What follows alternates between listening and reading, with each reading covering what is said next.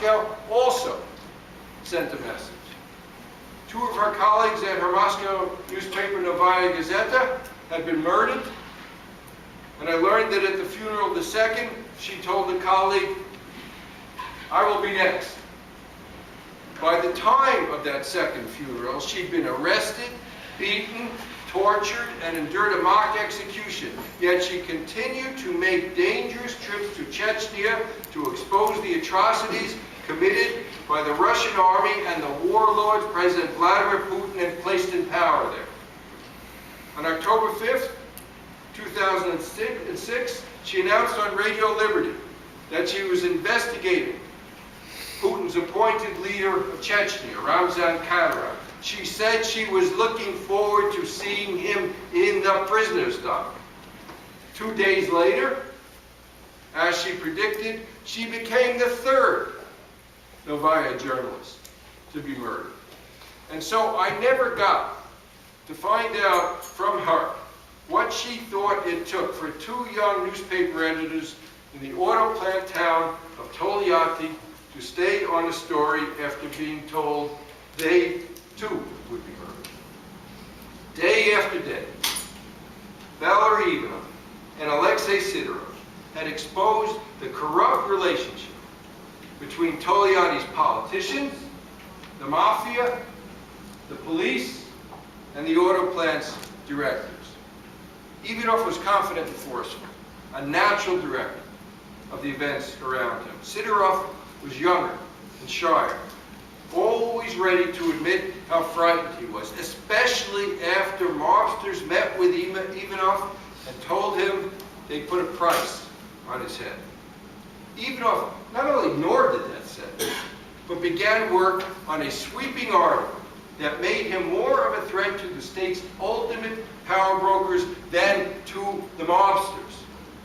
His goal was to name all the police prosecutors and politicians who pocketed the millions of a gang boss whose murder the power brokers had instigated.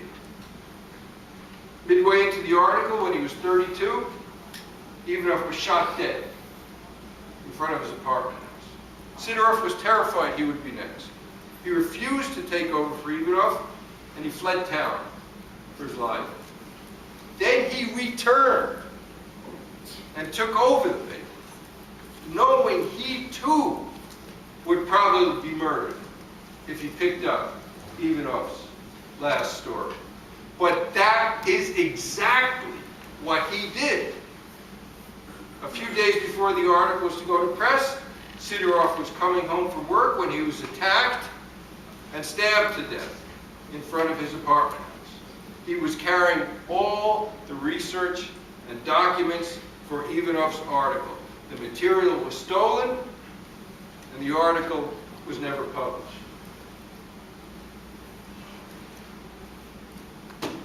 Finally, there was Khalid Hassan, an easygoing local reporter for the New York Times in Baghdad, who was first hired when he was just 19 years old.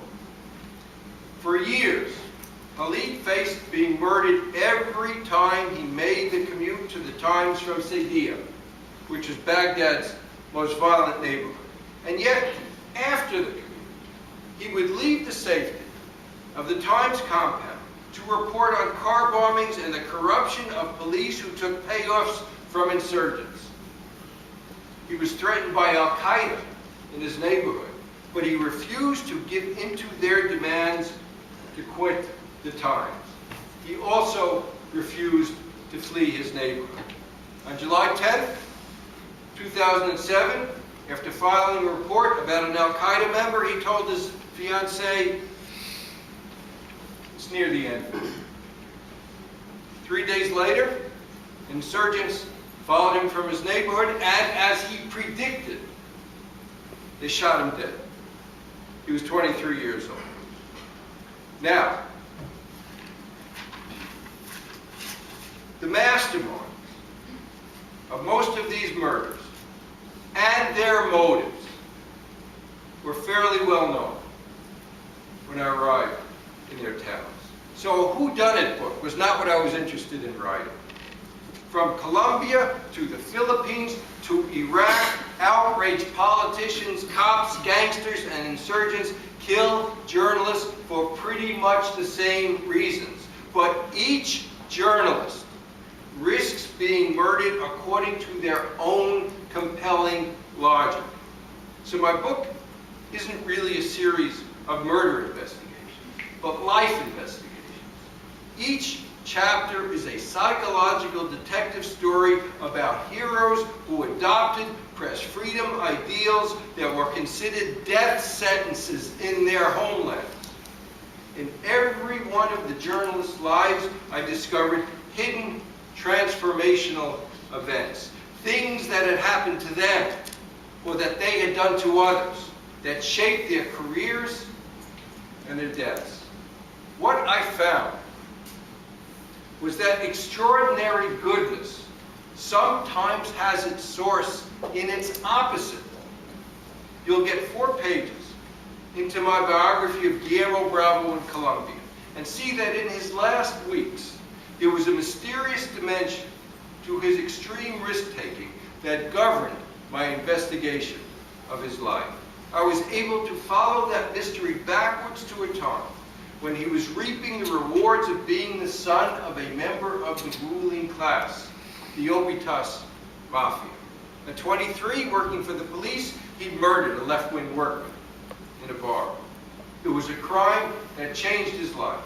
For the next 4 decades, he sought redemption for it. First, by becoming a left-wing economist, then a crusading journalist. In the case of Politkovskaya, I discovered that until her late 30s, looks and fashion were very important to her.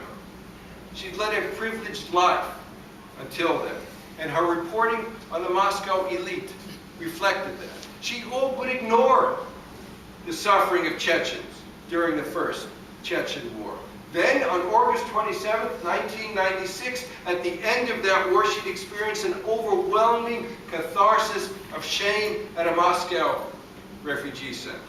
There, she encountered 100 wounded and mourning Chechens who'd arrived fresh from an aerial bombing of Grozny. She felt that catharsis of shame both for herself and all Russians, and it drove her every day of her last decade. She lived not by our credo, no story is worth a life, but by her own credo, phrased to PBS TV.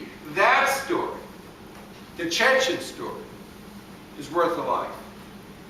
In the case of the saint like Manik Saha, I encountered something that was even more difficult to explain.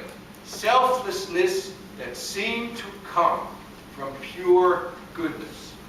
I discovered that at 9, in Bangladesh, Saha had lost his mother. Bereft, he heeded the advice of an aunt to set up a school under a banyan tree, where he found that he could take his mind off his misery by helping others. 10 years later, he had an atheistic revelation that natural selection had acted like a conscious deity to produce a law of goodness that most people instinctively knew they should follow. For evidence, he pointed to the fact that there were far more good people in the world than there were bad people, and that acting good made him feel good. The essence of the law of goodness was putting others ahead of himself. And since living by the law of goodness made him happy, he had a scientific code of truth that he could always turn to, that instructed him on the proper way to behave. Now, apart from Saha, and this should make the rest of us feel a little better about ourselves, my subjects were no saints. Some were inured to their loved ones' suffering, even as they helped thousands of strangers.